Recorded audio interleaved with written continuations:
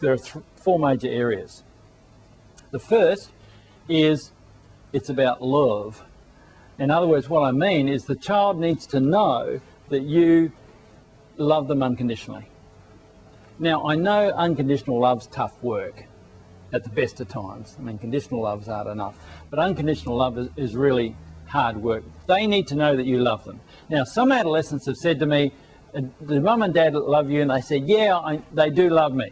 I said, "How do you feel about that?" I said, "That's good, but they're paid to love me. It's their duty to love me." And so what happens is when boy meets girl, that's when identity really takes off. I had a young girl come to see me at some stage. I went to Westminster. My kids went to St Ignatius, but she was from Westminster as it happened. And this young lady came in, and she was in year 11, a very attractive young lady with long blonde hair, and she sat in front of me and she said, "You know, I'm really concerned.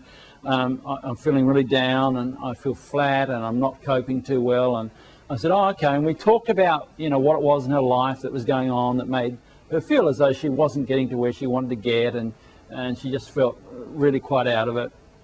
And right at the end of the conversation, it was the first consult, she said, "Oh, we've got the school formal coming up, and I'd love to go." And I said, "Well, who would you go with?" She said, "Oh, Michael in year 12, he's adorable. I'd love to go with Michael."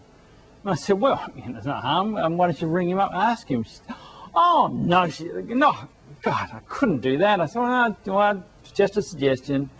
Let it go." She said, all right. So I said, "I'll see you in 2 weeks." She said, "Fine." Made an appointment. Came back in 2 weeks, changed woman. Sat down, smiling, beaming. I said, "Well, tell me, how's the week been?" She said, "You will never believe it." She said, "I picked up the phone." She said, "I thought I would risk it, like you said." She said, "I picked up the phone and decided I might ring Michael for this formal." She said, "And I rang the number," and she said, "I hung up." And she said, "I rang the number again." She said, "I hung up a second time." She said, "I rang the number." She said, "I wouldn't believe it. I actually rang it a third time." And she said, "He answered." And I hung up. She said, "And I rang a fourth time. He answered again. And I spoke to him, and I talked to him, and I said, 'Would you be able to go to the formal with me?' And he said, 'Yes.'" She said, "It is so fantastic. She can't believe it." And I said, "Well," I said, "I don't think we've got any issues right now to work on, have we?" She said, "Oh, no." She said, "Life is fantastic. It's never been better." And I said, "Well, that's good." I said, "When these issues re-emerge, why don't you come back again at some other point?"